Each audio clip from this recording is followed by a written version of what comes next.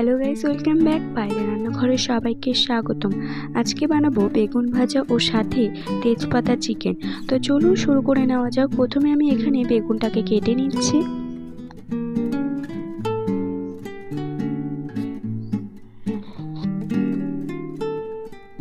বেগুনটা আমার কেটে নেওয়া হয়ে গেছে।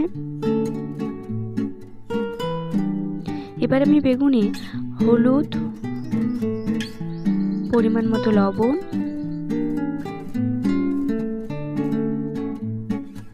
ও লঙ্কার গুঁড়ো মাখিয়ে নেব। জিরা গুঁড়ো সমস্ত কিছু দিয়ে ভালোভাবে বেগুনটাকে আমি মাখিয়ে নেব।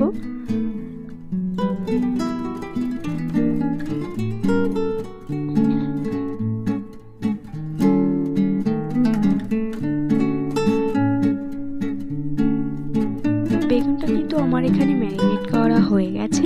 এবার আমি কড়াইটা বসিয়ে কড়াইতে সর্ষের তেল দিয়ে বেগুনগুলো দিয়ে দেব। বেগুনটাকে একটু খুন্তি দিয়ে নেড়ে নেব।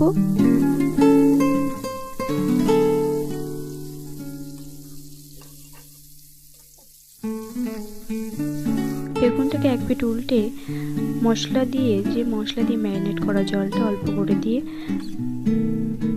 বেগুনটা কিছু সময়ের জন্য ঢাকা চাপিয়ে দেব।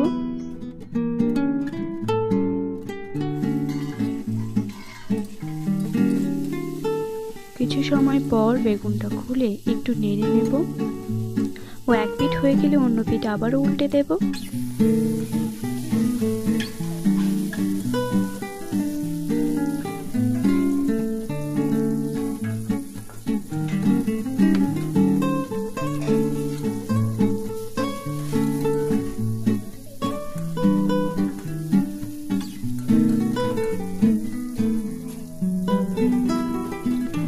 এক পিঠ উল্টে দিয়ে কিছু সময়ের জন্য বেগুনটাকে একটু ভাজতে দেব। বেগুন ভাজা কিন্তু আমাদের কমপ্লিট। কড়াইটা পরিষ্কার করে আবারও কড়াইতে সর্ষের তেল দিয়ে দেব। তারপরে আগে থেকে কেটে রাখা মাংসের জন্য আলু দিয়ে দেব। আলুটাকে ভেজে নেব।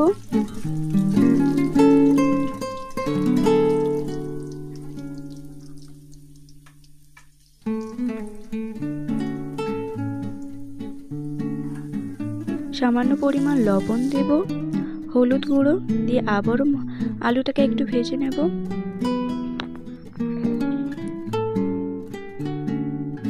আলুটাকে গ্যাসের ফ্লেমটা মিডিয়ামে রেখে কিছু সময় ভেজে নেব। এদিকে মাংসটাকে মাখে দিয়ে ম্যারিনেট করে নিচ্ছি। সামান্য পরিমাণ লবণ, গুঁড়ো হলুদ ও লঙ্কার গুঁড়ো, জিরে গুঁড়ো, রসুন, পেঁয়াজ কুচি, সর্ষের তেল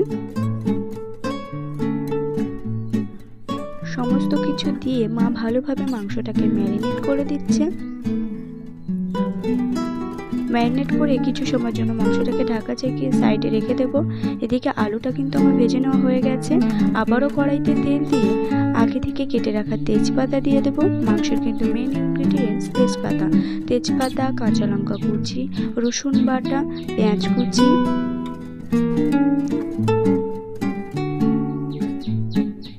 ভালোভাবে পেঁয়াজগুলোকে কিছু সময় নেড়ে চেড়ে ভেজে নেব।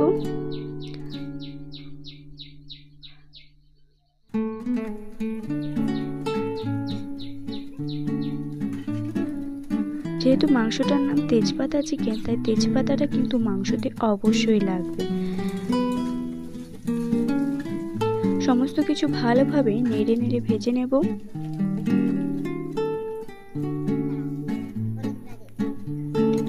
কিছু সময় ভেজে নেওয়ার পর পেঁয়াজের কালারটা একটু লাল লাল হয়ে গেলে তারপরে পরিমাণ মতো 1 চামচ হলুদ গুঁড়ো দিয়ে দেব, 2 টিস্পুন লবণ গুঁড়ো দিয়ে দেব, লবণ দিয়ে দেব। আবারও ভালোভাবে মশলাটাকে পেঁয়াজ ও তেজপাতার সাথে কষিয়ে নেব।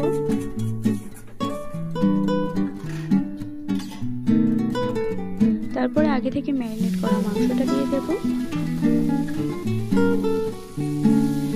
সমস্ত কিছু ভালোভাবে কষিয়ে নেব।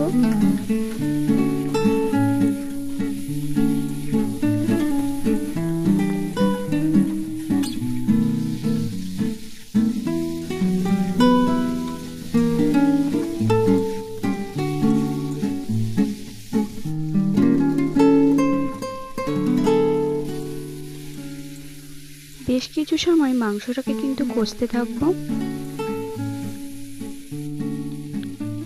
এরপরে একটা বাটিতে সামান্য পরিমাণ জল নেব ও লঙ্কার গুঁড়ো দিয়ে জলটাকে গুলে নেব।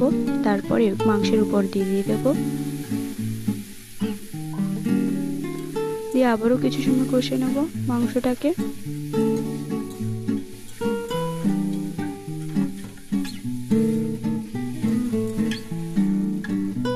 ভেজে রাখা আলু দিয়ে দেব, দিয়ে মাংসটাকে কিছু সময় আবারও কষিয়ে নেব।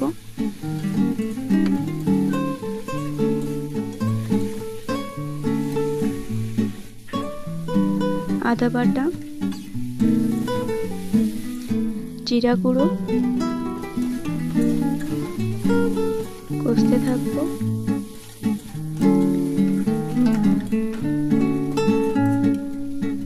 মাংসটা কিন্তু এখানে কষিয়ে নেওয়া হয়ে গেছে। এবার পরিমাণ মতো জল দিয়ে দেব,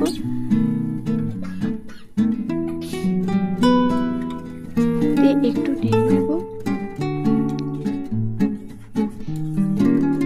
তারপর একটা ঢাকনা দিয়ে মাংসটাকে কিছু সময়ের জন্য ঢাকা চাপিয়ে দেব।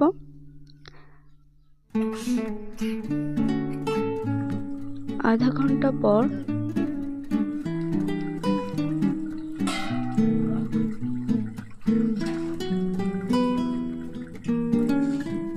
মাংসটাকে একটু নেড়ে নেব। এখানে কিন্তু আলুটা একদমই সেদ্ধ হয়ে গেছে। মাংসে ঝোলটা কিন্তু ফুটতে শুরু করেছে।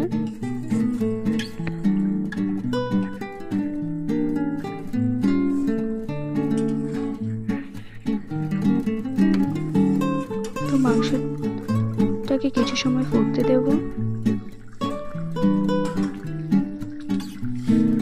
এবার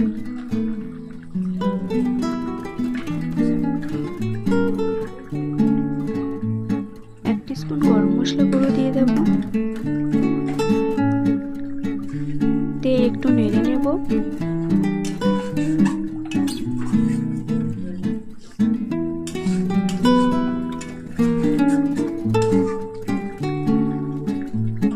তারপর আবারও কিছু সময় মাংসটাকে একটু ফুটতে দেব।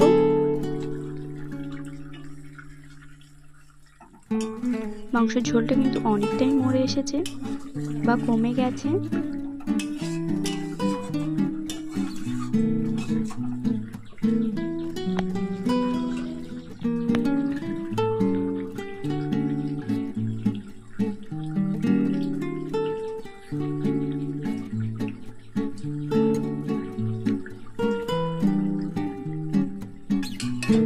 এবার মাংস তরকারিটা হয়ে গেছে। একটা গামলিতে আমি মাংস তরকারিটা নামিয়ে নেব। এখানে কিন্তু তেজপাতা মাংস একেবারে তৈরি হয়ে গেছে। দেখুন বেগুন ভাজা ও মাংস। আজকে কেমন লাগলো আজকের রেসিপি কমেন্ট করে অবশ্যই জানাবেন। ভালো লাগলে চ্যানেলটিকে লাইক, সাবস্ক্রাইব ও শেয়ার করতে ভুলবেন না। আজকের মতো এতটুকু।